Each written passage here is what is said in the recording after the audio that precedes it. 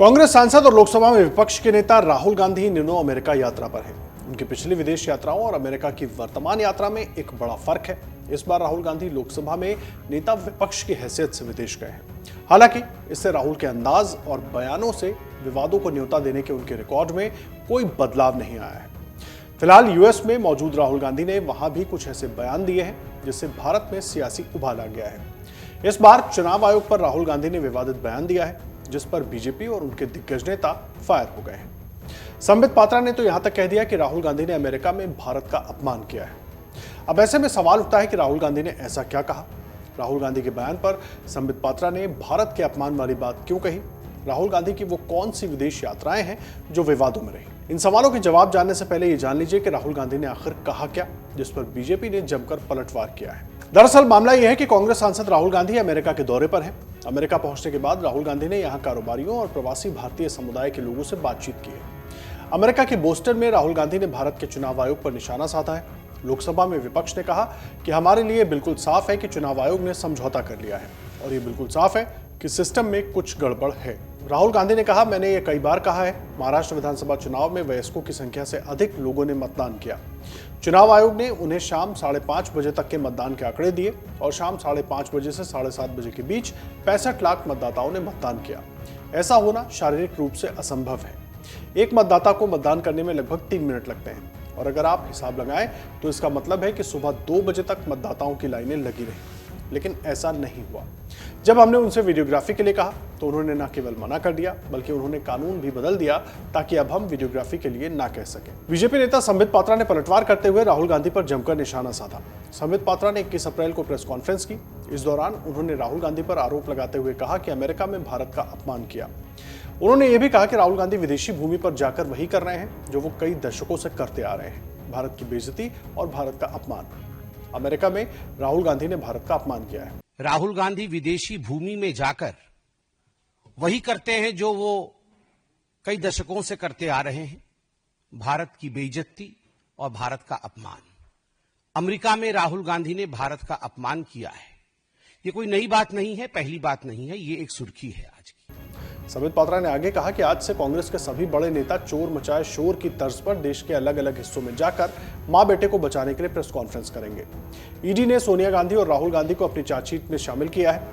उन दोनों के खिलाफ कोर्ट में जो कार्रवाई हो रही है, ऐसे में कांग्रेस पूरे देश में एक अशांत माहौल बनाने का प्रयास कर रही है और कहीं ना कहीं इस मामले से ध्यान भटकाने के लिए राहुल गांधी इस तरह के बयान दे रहे हैं। कांग्रेस के तमाम बड़े नेता चोर मचाए शोर, ये देश के भिन्न भिन्न भागों में जाकर आज से प्रेस कॉन्फ्रेंस करेंगे मां बेटे को बचाने के लिए।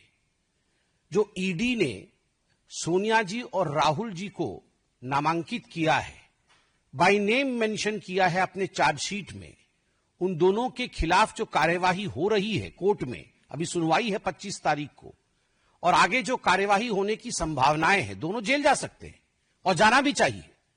जब देश को लूटा है तो जेल जाएंगे ही। वैसे में पूरे देश में एक माहौल बनाने का, एक अशांत माहौल बनाने का प्रयास कांग्रेस पार्टी करेगी। बीजेपी नेता ने आगे कहा कि मैं राहुल से और देशवासियों से कहना चाहता हूं कि जो व्यक्ति और उनकी मां 50,000 के मुचलके पर जमानत में बाहर हों, वो विदेशी धरती पर जाकर हिंदुस्तान को अपमानित कर रहे हैं। लेकिन अगर उन्हें लगता है कि लोग उन पर विश्वास करेंगे तो ये उनका भ्रम है।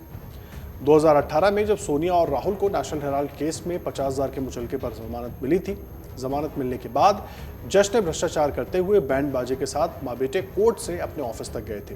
उस समय भी हमने कहा था कि भ्रष्टाचार का जश्न है। मैं राहुल गांधी जी को एक बात स्पष्ट रूप से कहना चाहता हूं और देशवासियों को भी कहना चाहता हूं कि जो व्यक्ति और इनकी माताश्री 50,000 के मुचलके पर बेल पर बाहर हो, वो जाकर विदेश की धरती पर हिंदुस्तान को अपमानित करे और उन्हें लगता हो कि लोग उस पर विश्वास करेंगे, तो वो उनका भ्रम है।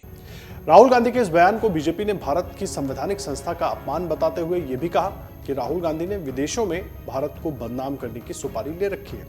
वो भारत में मतदाताओं का विश्वास नहीं जीत सके तो विदेशी धरती पर जाकर भारतीय लोकतंत्र पर सवाल उठाना शुरू कर दिया। वहीं बीजेपी प्रवक्ता शहजाद पूनावाला ने राहुल गांधी पर भारत की संवैधानिक संस्थाओं का अपमान करने का आरोप लगाते हुए कहा कि राहुल गांधी विदेश जाकर संवैधानिक संस्थाओं का अपमान करते हैं।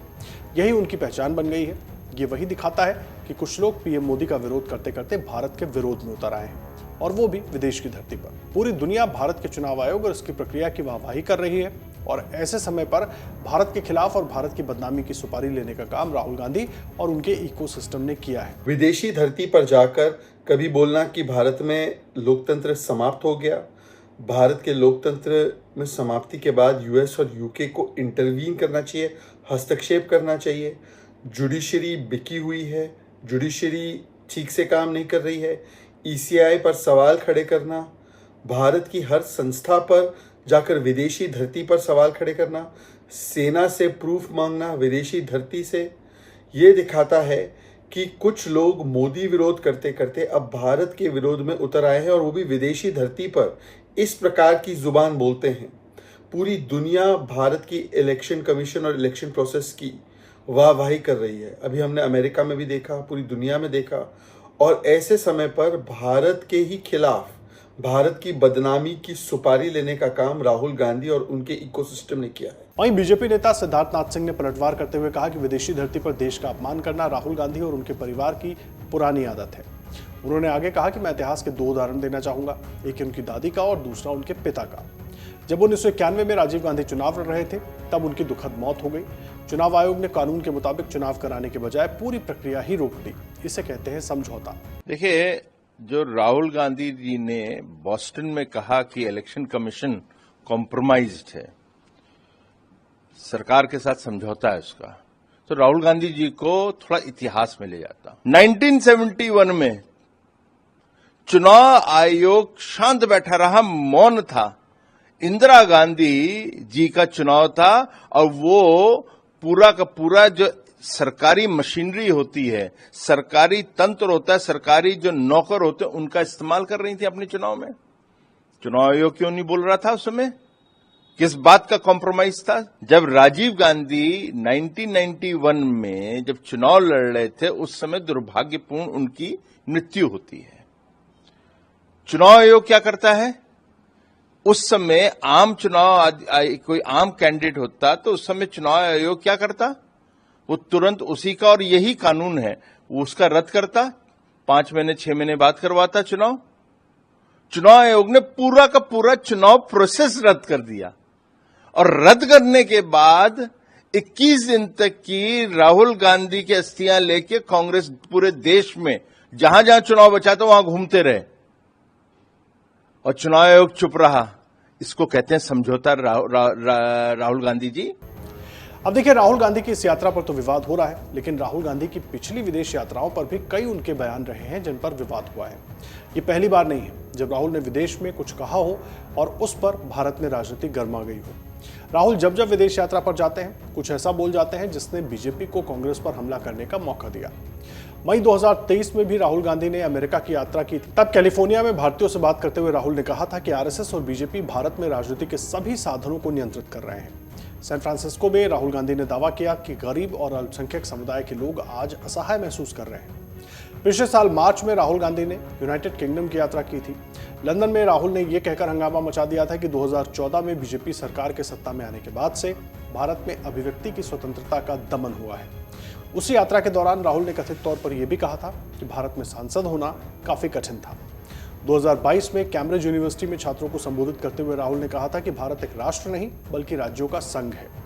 उन्होंने पीएम मोदी पर भी हमला करते हुए कहा था कि देश के लिए मोदी के नजरिए में हमारी आबादी का एक बड़ा हिस्सा शामिल नहीं है। ब्रिटिश लेबर पार्टी के पूर्व प्रमुख और सांसद जेरेमी कॉर्बिन के साथ राहुल की मुलाकात पर भी भारत में विवाद खड़ा हो गया था। साल 2018 में राहुल गांधी ने जर्मनी और ब्रिटेन की यात्रा के दौरान कहा था कि नोटबंदी और जीएसटी को सही तरीके से लागू नहीं करने से बेरोजगारी बढ़ी। उन्होंने कहा था कि दलित, अल्पसंख्यक और पिछड़ों को अब सरकारी लाभ नहीं मिलता। गरीबों की योजनाओं का पैसा अब महज चंद बड़े कॉरपोरेट ले जा रहे हैं। जनवरी 2018 में बहरीन यात्रा पर गए राहुल ने वहां रह रहे भारतीयों से कहा कि मैं आपको ये बताना आया हूं कि भारत इस समय संकट में है, आप देश की मदद कर सकते हैं। राहुल ने यह भी कहा था कि संवेदनशील मामलों की जांच कर रहे जजों की संदिग्ध परिस्थितियों में मौत हो रही है। सितंबर 2017 में कैलिफोर्निया यूनिवर्सिटी बर्कले में उन्होंने कहा था कि अगर कश्मीर में सुरक्षाकर्मी मेरे पास खड़े हैं तो मतलब कश्मीर में कुछ ठीक नहीं है। उन्होंने नोटबंदी से अर्थव्यवस्था को हुए कथित नुकसान पर बीजेपी को घेरा था। तब राहुल ने कहा था कि आज नफरत और हिंसा की राजनीति हो रही है। हिंसा का मतलब मुझसे बेहतर कौन जान सकता है, क्योंकि इससे मैंने अपनी दादी और पिता को खोया है। इसी दौरे पर राहुल ने न्यूयॉर्क में कहा था कि कुछ ताकतें भारत को बांट रही हैं और दुनिया में भारत की छवि खराब हो रही है। अब राहुल के बयान पर इतनी सियासत इसलिए हो रही है क्योंकि राहुल अब केवल सांसद के तौर पर विदेश नहीं गए हैं। राहुल लोकसभा में विपक्ष के नेता हैं, उनकी जिम्मेदारियां यहां थोड़ी बदल जाती हैं, लेकिन कांग्रेस पार्टी को भी अपनी सियासत करनी है। अब राहुल के इन बयानों को लेकर कांग्रेस और बीजेपी आमने सामने है। अगर आप ये वीडियो YouTube पर देख रहे हैं तो हमारे चैनल को सब्सक्राइब कर बेल आइकन दबाएं और Facebook पर देख रहे हैं तो हमारे पेज को लाइक करें। 8 मिलियन प्लस सब्सक्राइबर, आपके इस भरोसे के लिए बहुत धन्यवाद।